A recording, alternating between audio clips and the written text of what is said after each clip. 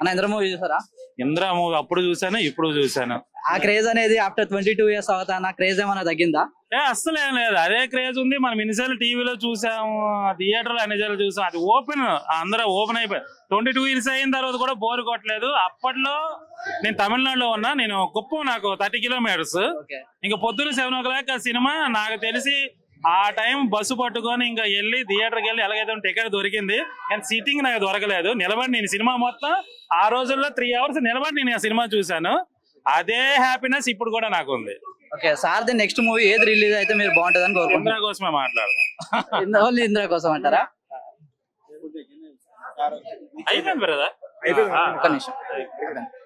Okay, next వచ్చేసి next Gabbar Singh release అవబోతుంది సార్ది, సార్ వాళ్ళ తమ్ముడు గారిది.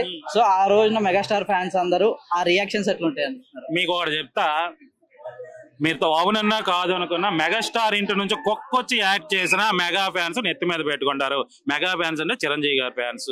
మేమందరం అక్కడి నుంచి వచ్చే వాళ్ళమే. ఇండస్ట్రీలో సగం డైరెక్టర్లు కానీ టెక్నీషియన్స్ కానీ అందరూ కూడా చిరంజీవి గారిని చూసి వచ్చిన వాళ్ళే. మెగాస్టార్ ఇంటి నుంచి కుక్కొచ్చి యాక్ట్ చేసిన జనాలు బ్రహ్మరథం పడతారు. ఇది ఒక్కటి రాసుకోండి.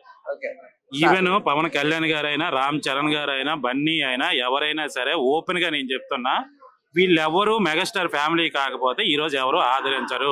మెగాస్టార్ ఫ్యాన్స్, మెగాస్టార్ గారికి సంబంధించిన ఫ్యామిలీ మెంబర్స్ కాబట్టి ఎంతమందిని ఆదరిస్తున్నాము. మిగతా హీరోలు అందరూ కూడా ఉన్నారు కదా, ఎందుకు మెగాస్టార్ ఫ్యామిలీకి ఉన్న హీరోలకు ఉన్న క్రేజ్ మిగతా హీరోలకు అంతగా లేదు? మిగతా వాళ్ళకి అంత ఫ్యాన్స్ ఎందుకు లేరు? మిగతా వాళ్ళకి అంత ఓపెనింగ్స్ ఎందుకు ఉండవు?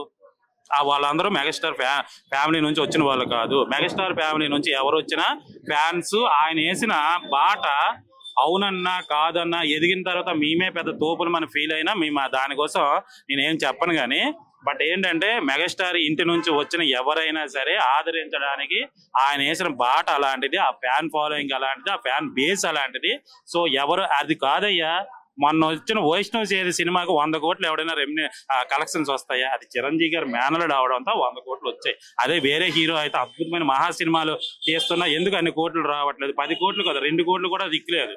ఎందుకు మెగా ఫ్యామిలీ నుంచి వచ్చిన వైష్ణవ్ చేసే సినిమాకి 100 కోట్లు ఎందుకు వచ్చాయి చెప్పండి? అది మెగాస్టార్ మేనలుడు కాబట్టి. సో ఈ విషయాన్ని తెలుసుకోకపోతే జనాలను పెచ్చోళ్ళు అనాలో మిగతా వాళ్ళు అనాలో నాకు అర్థం కాదు. ఈ రోజు మేము కూడా ఇండస్ట్రీని ట్రై చేస్తున్నాండే. మొన్న నేను కూడా ఇది ఆగస్టు 9న నేను సినిమా చేస్తే ఎప్పుడు చేసినా ఎలాగైపోయిందో నాకే తెలియదు. ఎందుకంటే ఆ రోజు మహేష్ బాబు గారి సినిమా 333 స్క్రీన్లు హైదరాబాద్ లో వేయడం వల్ల నాకు స్క్రీన్స్ దొరకలేదు. ఒకే ఒకటి పంజగుట్టలో దొరికింది.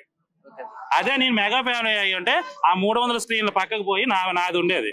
నేను ఎందుకు చెప్తున్నానంటే ఆయన వేసిన బాటను నేను చెప్తున్నాను కదా, ఆయన పెంచుకున్న ఇప్పుడు రామ్ చరణ్ గారి చేతిలో చిన్న బొచ్చుకోక్కు ఉంటుంది చిన్నది, అది దాంతో పాటు సినిమా తీయండి 100 కోట్లు రాకపోతే నాకు అడగాలి. అది మెగా స్టార్ చేసిన బాట. అది మేము 22 సంవత్సరాల కింద ఇంద్రా చూసాను నేను. మళ్ళీ ఇప్పుడు వచ్చి పొద్దున్న ఈ థియేటర్ దగ్గర చూసానంటే కేవలం అశ్విని దత్ గారి మీద అభిమానంతోనో లేకపోతే తెలుగు ఫిల్మ్ ఇండస్ట్రీ మీద అభిమానంతోనో నేను రాలేదు. చిరంజీవి గారి మీద అభిమానంతో వచ్చాను. థియేటర్ అలా కేకలు వేస్తున్నారు. ఇది ఎందుకు మర్చిపోతున్నారో జనాలు నాకు అర్థం కాదు. ఈ రోజు ఒక కలెక్టర్ కొడుకు వస్తున్నాడు అంటే ఆడేదో తోపని కాదు, ఆయన కలెక్టర్ గారు అబ్బాయి అని మనం రెస్పెక్ట్ ఇచ్చి పోలీసులు అందరూ సెక్యూరిటీ ఉంటారు.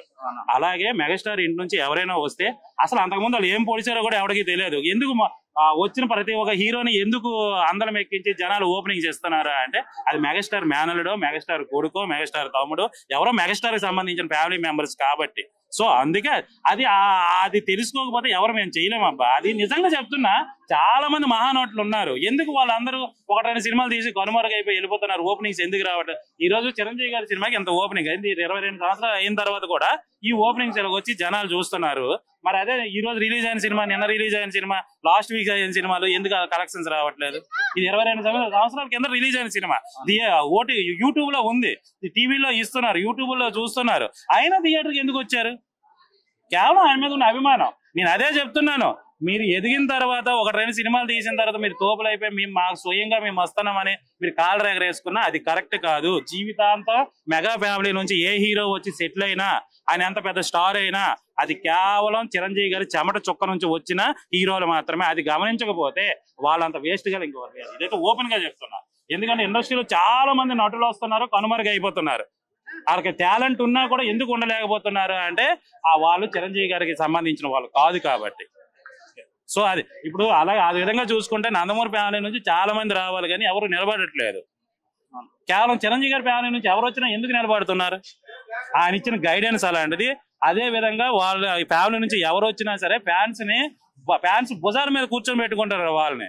వాళ్ళు ఎంత చేస్తే వాళ్ళకి ఎంత ఆదరిస్తున్నారు. దట్ ఈజ్ మెగాస్టార్ గారు చిరంజీవి గారు వేసిన బాట అది. ఆ బాటను మర్చిపోయి మా తాత ఇప్పుడు పరిగెత్తట్లేదు, నేను బాగా పరిగెత్తుతాను అని కాలు రెగరేస్తే మీ తాతని ఏజ్ లో అంతకంటే గొప్పగా పరిగెత్తాడు. కాబట్టి ఈ రోజు నువ్వు పరిగెత్తుతుంటే మీ తాతకున్న చప్పట్లు నీకు కూడా వస్తున్నాయి. అంటే తాత మీన్స్ నేను చెప్తున్నా, మీ నాన్న కావచ్చు, మీ తాత కావచ్చు, మీ తమ్ముడు కావచ్చు, మీ అన్న, వాళ్ళు వేసే బాటని మనం చూపించుకొని ఈ రోజు మనం నిలబడడానికి ఒక అవకాశం ఉంటుంది. నిలబడిన తర్వాత నాకు నేనే వచ్చి నేనే తోపును అని అనుకుంటే అది చాలా రాంగ్. అది ఎవరికైనా, అది ఈవెన్ ఇండస్ట్రీలోనే కాదు, బయట రాజకీయంలోనైనా సరే, ఒక జాబ్ విషయంలోనైనా సరే, ఏదైనా సరే తండ్రిలో ఎవరో ఒకరు మంచి పొజిషన్ లో ఉంటే వాళ్ళ తాలూకాలు, ఎందుకు ఈవెన్ పొలిటికల్ లో కూడా నారా లోకేష్ గారిని తీసుకుంటే, నారా లోకేష్ గారు నిన్న మొన్న వస్తే ఎవరు ఆదరించారు? ఆయన చంద్రబాబు నాయుడు గారి అబ్బాయి కాబట్టి నారా లోకేష్ గారిని ఆదరిస్తారు.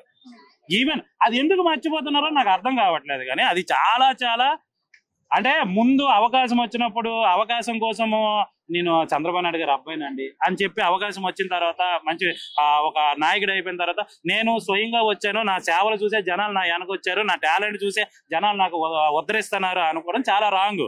నీకు ఆ ఎంట్రీ పాస్ వచ్చిందే చంద్రబాబు నాయుడు గారి వల్ల.